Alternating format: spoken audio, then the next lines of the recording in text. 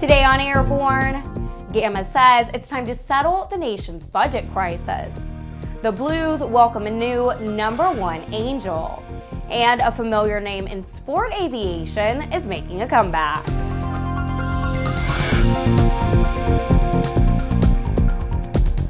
I'm Ashley Hale. Welcome to Airborne on Aero-TV. With a challenge to legislators and a promise to industry regulators, GAMA on Wednesday released the results of the first 9 months of general aviation industry shipments and billings for 2012. Airplane shipments increased 4.2% compared to 2011, while the accompanying value of the airplane deliveries rose 1.4%. Piston engine-powered airplane shipments grew 3.5% to 597 for the first 9 months of 2012 compared to last year. Turboprop airplanes saw the strongest growth with 368 units compared to 333 in 2011, which is a 10.5% increase. There was one more business jet delivered year-to-date in 2012 compared to the 2011 shipments. All of those statistics are good news, but GAMA's president and CEO, Pete Bunce, had a strong message for those on Capitol Hill, saying, quote, "Purchase decisions continue to be delayed due to fiscal uncertainty in our North American and European markets. Now that the U.S. election is behind us, we hope that legislators quickly act on the nation's budget crisis so that individuals and businesses can begin to chart their own long-range fiscal paths." End quote. Well, it looks like the Angels have a new boss. And no, we're not talking about that boss. We're talking about a new commander for the U.S. Navy Flight Demonstration Team, the Blue Angels. The Blues held the squadron's change of command ceremony at the National Naval Aviation Museum on Naval Air Station, Pensacola, Florida on November 4th. Commander Tom Frosch relieved Captain Greg McWherter as Blue Angels commanding officer, flight leader, and commented on his optimism for the future and pride in taking command of the prestigious squadron. Frosch has more than 3,000 flight hours and 830 carrier-arrested landings. He was selected for the 2010 Navy and Marine Corps Association's Leadership Award. He was recently the commanding officer of Strike Fighter Squadron 146, the Blue Diamonds, where he also served as executive officer. Kit builders will be pleased to learn that Quicksilver Aeronautics has received FAA approval of several of its single and tandem seat kits. When Quicksilver Manufacturing became Quicksilver Aeronautics earlier this year, the ownership change for the Temecula, California company triggered a requirement to provide the company's kits meet the provisions of the experimental amateur built category. Representatives from the agency evaluated the MX Sport, MX2 Sport, MX Sprint, MX2 Sprint, and the Sport 2S. 2 of these models are single-seaters and 3 are side-by-side 2-seat aircraft. Between them, these models have delivered nearly 15,000 kits. The National Kit Evaluation Team decided that all 5 kits allow builders to fulfill the 51% rule. Quicksilver also makes another series called the GT, comprised of the GT 400 single-seater and GT 500 tandem 2-seater. Both GT series models have already been approved, and with the MX series, all now appear on the FAA's approved kit list. For the second time in a decade, an FAA inspection of a community college maintenance technology program has forced the program to shut down. The Academy at Shawnee's Aviation Maintenance Technology program has been temporarily shut down following an FAA inspection, which turned up issues with record keeping.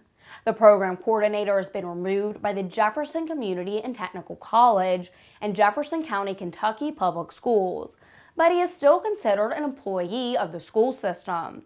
JCTC spokeswoman Lisa Broski told the Louisville Courier-Journal that the problem appears to be human error rather than deliberate fraud. Broski said the school voluntarily suspended the program after the FAA inspection turned up discrepancies like unsigned student forms or finding that students had not used the correct form to document their work. She said the time will be used to evaluate everything in a good program that could be better. Broski said the school hopes to reopen January 10th. The program was closed for about a year in 2002 when it was discovered that students were given credit for work that had not been completed. You're watching Airborne. More in a moment. Since its inception, Redbird Flight Simulations has been dedicated to developing new training technologies and processes in an ongoing effort to make aviation safer, more affordable, and more accessible. Consider Redbird's flagship flight training device, the FMX, a superior quality, full-motion, feature-rich advanced aviation training device priced with real-world flight training organizations in mind. With standard features that are anything but standard, such as wraparound visuals, a fully enclosed cockpit, quick change configurations, scenario-based training compatibility, and of course, an electric motion platform, the FMX serves up a level of realism that is simply unavailable in other training devices on the market. For more information on Redbird flight simulations, the Redbird FMX, and Redbird's entire line of flight training devices, visit www.redbirdflightsimulations.com. Welcome back. If you'd like to suggest a story for Airborne, Aero-TV, our website, or podcast, send us an email to news-spy@aero-news.net. Jack Greiner's love of aviation began at age 13 when his father took he and his sister to the Minneapolis airport where a group of barnstormers were selling airplane rides. His sister got that first ride and his dad could only afford one, but Greiner was undaunted. He returned as often as he could to sell tickets for the barnstormers in exchange for a small commission and, of course, airplane rides. What followed was a long career in aviation for Greiner that the Longmont, Colorado Times call reports will be capped off with his induction into the Colorado Aviation Hall of Fame over the weekend.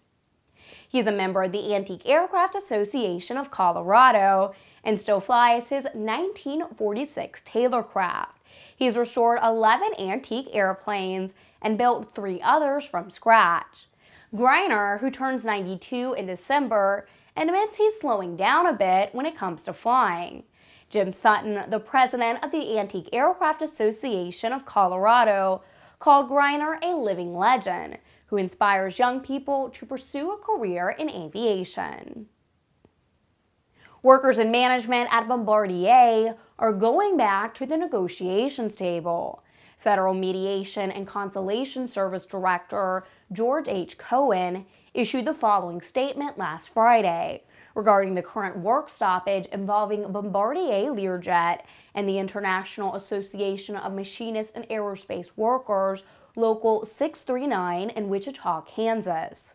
Quote, in response to a request by the Federal Mediation and Conciliation Service, Bombardier Learjet and IAMAW Local 639 have agreed to return to negotiations for a collective bargaining agreement under the auspices of FMCS mediators, end quote.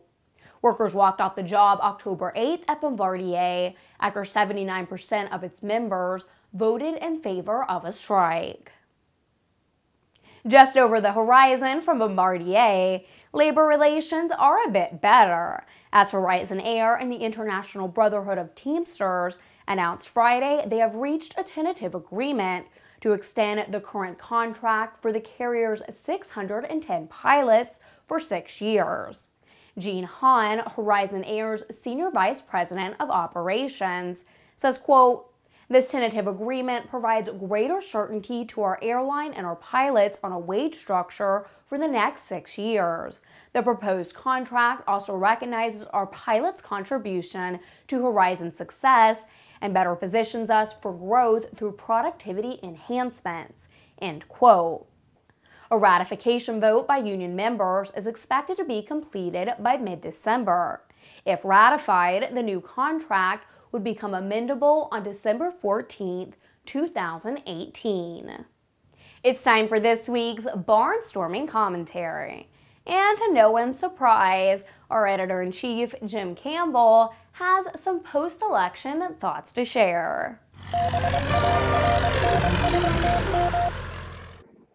Thanks, Ashley. Hi, folks. Well, Tuesday was interesting, and the next 4 years are going to likely be, well, much more interesting as far as aviation is concerned.